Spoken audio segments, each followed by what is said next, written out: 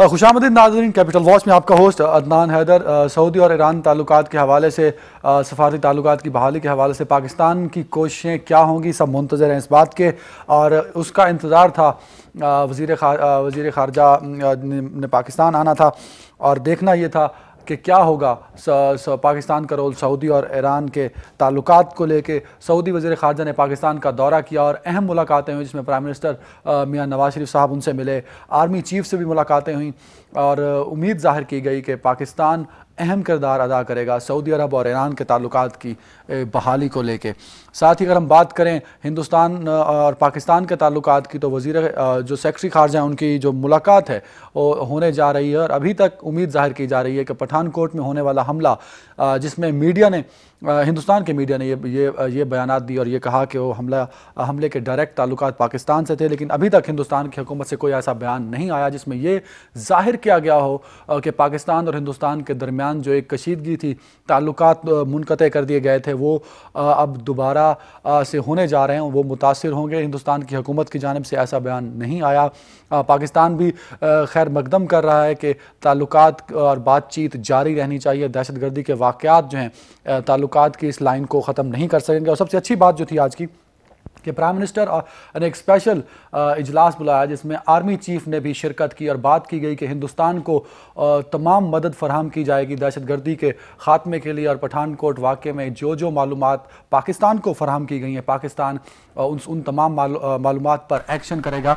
और सबसे इम्पॉर्टेंट बात आज की मीटिंग में ये थी कि आर्मी चीफ खुद मौजूद थे और आर्मी चीफ ने भी कहा कि हिंदुस्तान के साथ दहशतगर्दी को लेकर भरपूर ताउन किया जाएगा। इस पर आज हम बात करेंगे। हमारे साथ मौजूद होंगी मुस्लिम लीग नून से member national assembly Tahira Aurangzeb साहिबा, मैम खुशामदीद, और member provincial assembly Pakistan Tehreek Insaf से आरिफ अब्बासी साहब। आरिफ साहब खुशामदीद।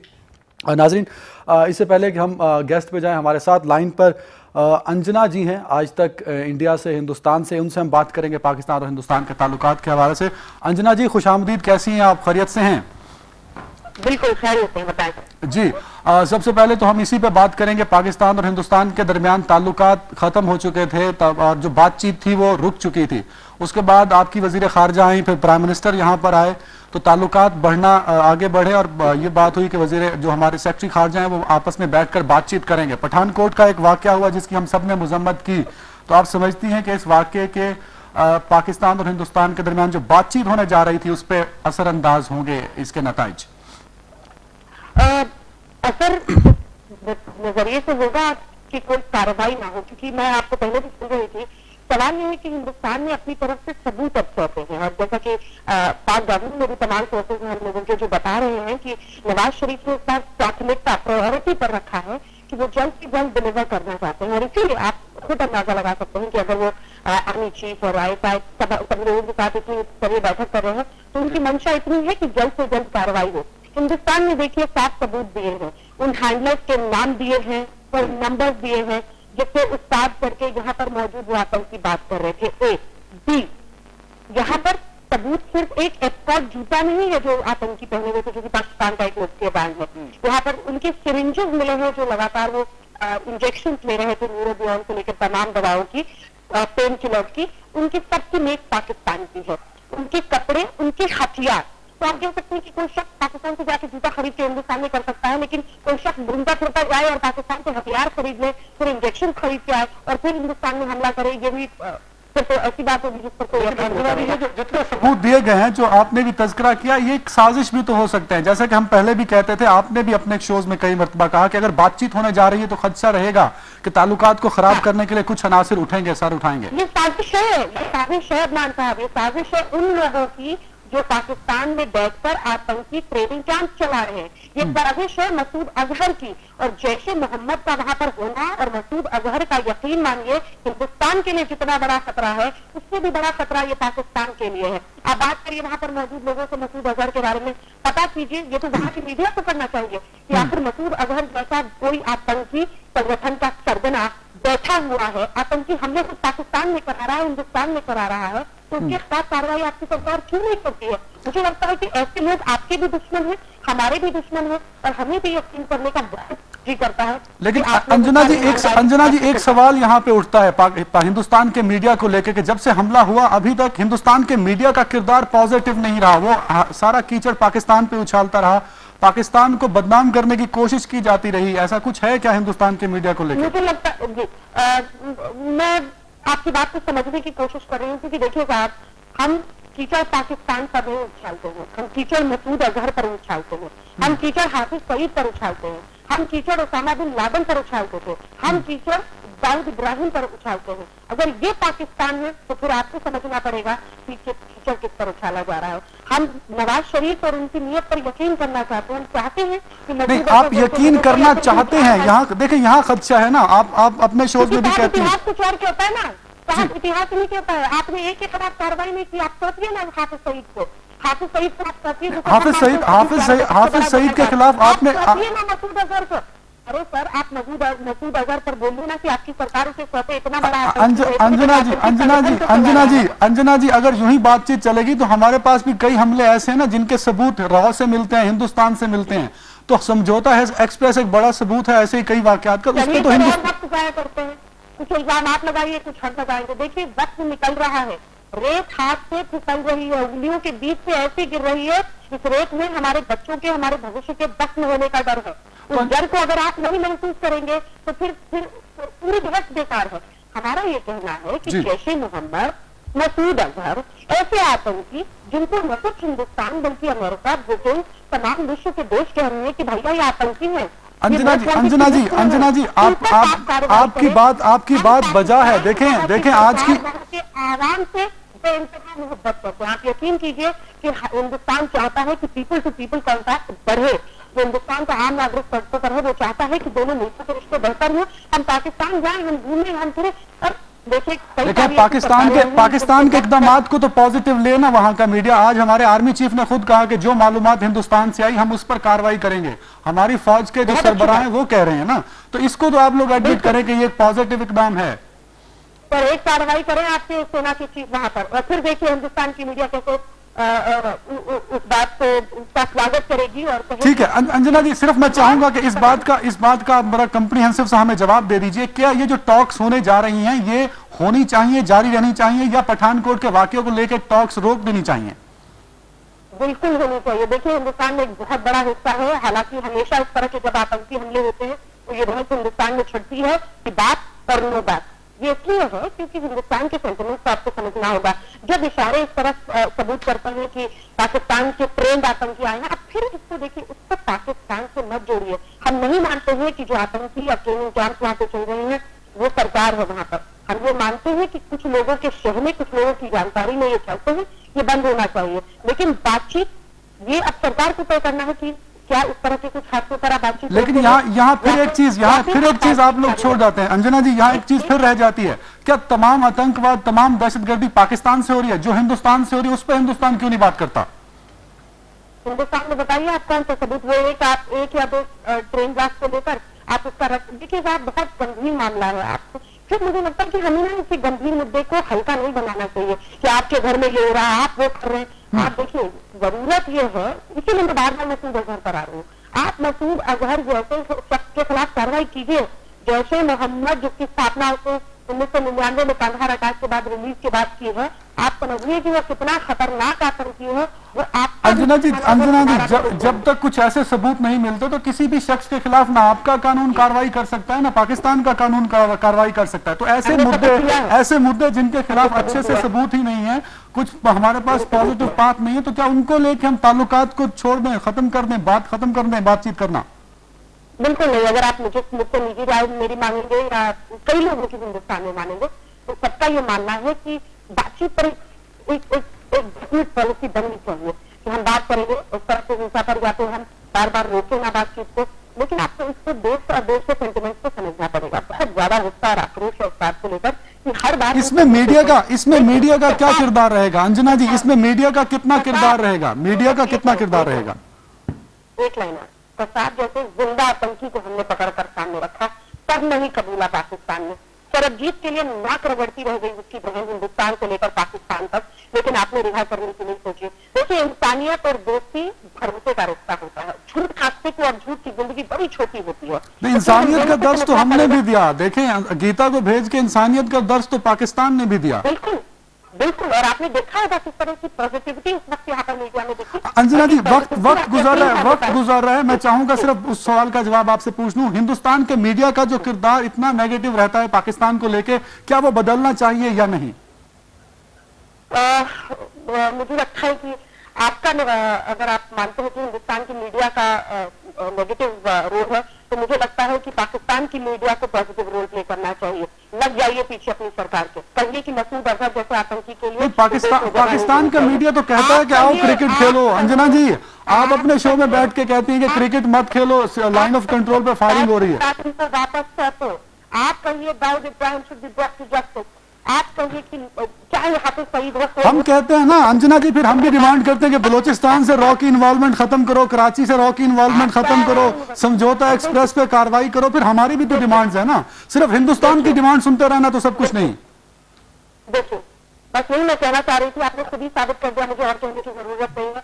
नेगेटिव अप्रोच आपका ज्यादा दिख रहा है बातचीत। नहीं अंजना जी, फिर आप देखना एक ही साइड ले रही है ना। आप ये भी तो माने कि हिंदुस्तान क्या कर रहा है। देखिए, सिर्फ मुद्दा पाकिस्तान पे डाल देना ही काफी नहीं है। प्लीज, रॉ का नाम ले लिया, पर मैंने ISI का नाम एक बार नहीं लिया, आपने 5 बार रॉ का नाम ले लिया। ये नकारात्मकता है। जब एक पहल हो रही है, कोशिश हो रही है, तो उसको पॉजिटिवली लेना चाहिए। सवाल यह है कि इस बार नवाज शरीफ का जो प्रायोरिटी या फिर अर्जेंसी दिख रही है कार्रवाई करने की, उसका हिंदुस्तान स्वागत कर रहा है। और आप गलत हैं अगर आप सोचते हैं कि मीडिया सिर्फ नेगेटिव रोल प्ले कर रहा है। ठीक है, आप कह रही हैं हिंदुस्तान का मीडिया भी पॉजिटिव रोल प्ले कर रहा है। बहुत शुक्रिया अंजना जी, थैंक यू, आपने वक्त दिया। बहुत शुक्रिया। मैं मीडिया का बड़ा अहम किरदार होता है और हिंदुस्तान का मीडिया हमेशा पाकिस्तान को लेकर नेगेटिव इमेज देता रहता है। तो क्या दोनों, पाकिस्तान के मीडिया को भी, तो मीडिया का कितना रोल होना चाहिए पाकिस्तान और हिंदुस्तान के ताल्लुकात को लेकर? बिस्मिल्लाहिर्रहमानिर्रहीम। मैं पाकिस्तान के मीडिया के बारे में पहले बात करूँगी कि पहले मीडिया को ये देखना चाहिए कि हमारे मुल्क के वज़ीर आज़म, मुंतखब वज़ीर आज़म मोहम्मद नवाज शरीफ, जो तीसरी मरतबा इस जमहूरी मुल्क के वज़ीर आज़म बने हैं, वो क्या स्टेटमेंट देते हैं। उसके बाद हमें जनरल राहील शरीफ को देखना चाहिए, जिन्होंने आज भी इस अहम इजलास में शिरकत की जो प्राइम मिनिस्टर हाउस में बुलाया गया, कि वो क्या स्टेटमेंट देते हैं। फिर हमारे वज़ीर ख़ारजा हैं, मोहतरम जनाब सरताज अजीज़ साहब, वो उनका क्या विजन है। फिर हमें ये अमूर ख़ारजा का पता करना चाहिए, तारिक फ़ातमी साहब हैं, कि जो मुतल्लिका रिस्पॉन्सिबल हमारे बहैसियत एक ऐसी शख्सियात हैं, वो इसके बारे में क्या स्टेटमेंट दे रही हैं। उनकी स्टेटमेंट के बाद मीडिया को फिर उसकी रोशनी में अपना किरदार अदा करना चाहिए। ये तो है मुस्बत अंदाज, और यही चीज़ हिंदुस्तान में भी होनी चाहिए। जैसे मोदी साहब पाकिस्तान, श्रीलंका से वापसी पे पाकिस्तान, अफगानिस्तान से वापसी पे पाकिस्तान में रुकते हुए गए, बड़ा अच्छा खैर मकतबी काम था। और पाकिस्तान के अवाम और हिंदुस्तान के अवाम भी चाहते हैं कि ये जो लाइन ऑफ कंट्रोल है, इस पर इतनी पाबंदियाँ नहीं होनी चाहिए। ख़ास तौर पे जो मकबूजा कश्मीर के कश्मीरी हैं और आज़ाद कश्मीर के जो कश्मीरी हैं, वो आपस में एक दूसरे के दुख सुख में शिरकत भी करना चाहते हैं, एक दूसरे के साथ रवाबत भी रखना चाहते हैं, क्योंकि उनकी फैमिलीज जो है वो मुनक़सम है। कोई फैमिली आधी उधर है, आधी इधर है। दोनों के ताल्लुकात बेहतर होने चाहिए, दोनों मुल्कों के। दोनों मुल्कों के ताल्लुकात को बेहतर बनाने के लिए मुल्क के जो अरबाब इख्तियार हैं, पहले उनकी स्टेटमेंट आनी चाहिए, फिर मीडिया को उसके ऊपर शुरू बहस करनी चाहिए। यही सेम सवाल, मीडिया का बड़ा अहम किरदार होना चाहिए। हिंदुस्तान का मीडिया हर चीज़ को नेगेटिव पेश कर देता है। अभी ऑपरेशन चल रहा होता है तो पाकिस्तान से हमला हुआ, हर इल्ज़ाम पाकिस्तान पर लगा देते हैं। तो कितना इंपॉर्टेंट रोल होता है और क्या वो रोल पॉजिटिव रहना चाहिए दोनों मुल्कों में? बिस्मिल्लाहिर्रहमानिर्रहीम। एक्चुअल मीडिया तो वही दिखाता है, दिखाना चाहिए जो हक़ाइक़ है। आपको इसमें इंडियन गवर्नमेंट को देखना चाहिए। ये जो मोदी साहब हैं, ये एक आपको पता है ना कि दहशतगर्द तंजीम से भी मुंसलिक रहे और इनकी पार्टी इंतहा पसंद पार्टी है हिंदुस्तान में। फिर जब से ये बरसर इक़्तिदार आए हैं, आप LOC को देख लें, आप इंडिया के अंदर रहने वाले मुसलमानों को देख लें, आप कश्मीर में मुसलमानों पे जो जुल्म हुआ उसको देख लें, फिर आप देखें कि बांग्लादेश में जाके इन्होंने जो जुर्म तस्लीम किया, दुनिया का सबसे बड़ा जुर्म, कि एक कौम को इन्होंने 2 हिस्सों में तकसीम किया ताकत के जरिए, एक मुल्क को इन्होंने और उसको मान भी लिया कि वो जुर्म माना, शामिल था। और ऐसा शब्द जब बरसर इक़्तिदार हो तो उसकी नीयत पे हमें या उसके जो किरदार है उस पर हमें बड़ी गहराई से सोचना चाहिए। कि देखें, मोदी साहब जब फ्रांस में वज़ीर आज़म से मिले या उनकी सेक्रेटरी ख़ारजा यहाँ आए या वो यहाँ आए, तो ये किस वजह से आए? ये पाकिस्तान से हमदर्दी में नहीं आए, पाकिस्तान से मोहब्बत में नहीं आए, पाकिस्तानी अवाम से मोहब्बत में नहीं आए। जब इन पे इतना ज़्यादा इंटरनेशनल प्रेशर बन गया, इनके पिछले 2 साल के किरदार की वजह से भी LOC पे इन्होंने मुसलमानों के साथ या बाकी अकलीतें हैं जो इंडिया में, उनके साथ जो कोई इन्होंने सलूक रवा रखा, तो इंडिया के चूँकि बड़े गोल्स हैं तजारती भी और सलामती कौंसिल में भी इनकी मेंबरशिप का मसला है, उन्होंने अपना सिर्फ बदनीति से अपना मैच सॉफ्ट करने के लिए पाकिस्तान में आने से पाकिस्तान को कोई फायदा नहीं हुआ। फ्रांस में 10 मिनट की मुलाकात से हमें कोई फायदा नहीं हुआ। उनके सेक्रेटरी खारजा के यहाँ अब कहा जाता है कि ताल्लुकात बेहतरी की नहीं, वो कभी भी हमारे साथ ताल्लुकात बेहतर नहीं करेंगे। इंडिया सिर्फ हमें इस्तेमाल करेगा जब वो मुश्किलात में होगा, जब वो मुश्किलात से निकलेगा। देखिए एक बात मुझे कंप्लीट कर, पाकिस्तान को आज तक इंडिया ने तस्लीम दिली तौर पे नहीं किया, वो कभी कोई ऐसा इकदाम नहीं करेगा जिससे हमें कोई फायदा हो। ठीक है, इसलिए हमें बड़ा सोच समझ के उनके हर इकदाम को नेकनीति से नहीं लेना चाहिए, उसको हकायक पे परखना चाहिए। ठीक है नाज़रीन, हमारे साथ उमा शंकर जी लाइन पर हैं NDTV से, न्यू दिल्ली से। उमा शंकर जी कैसे हैं आप? खैरियत से हैं? ठीक हैं जी? बिल्कुल खैरियत से। जी शंकर जी, आप बताइएगा कि एक बड़ा दहशतगर्दी का वाकया हुआ हिंदुस्तान में और अभी सेक्रेटरी खारजा की मीटिंग्स होने जा रही हैं पाकिस्तान और हिंदुस्तान की, जो काफी अरसे से रुकी पड़ी थी। तो आप समझते हैं कि ये जो बातचीत का दौर चलने जा रहा है, शुरू होने जा रहा है, ये जारी रहेगा और हिंदुस्तान की हुकूमत इसमें अब रुकावट नहीं डालेगी पठानकोट को लेके? जी देखिए, अभी 2 दिन पहले ही जो हमारी फॉरेन मिनिस्ट्री है उनकी एक प्रेस मीटिंग हुई थी, जिसमें साफ तौर पे ये कह दिया गया कि जो बातचीत है उस बात पे डिपेंड करती है कि अब पाकिस्तान की तरफ से क्या होता है। साफ तौर पे कहा गया था कि ball is in Pakistan court. तो जिस तरह के सबूत या जिस तरह के एविडेंस या जिस तरह के इंटेलिजेंस हिंदुस्तान की तरफ से दिए गए हैं पाकिस्तान को, अब पाकिस्तान उस पर किस तरह से एक्शन लेता है, काफी हद तक इस बात पे डिपेंड करेगा कि दोनों देशों के विदेश सचिवों के बीच जो 15 जनवरी को बातचीत होनी है वो होती है या नहीं। अभी तक भारत की तरफ से की गई है जी, बातचीत जो है वो 15 जनवरी को इस्लामाबाद में होगी।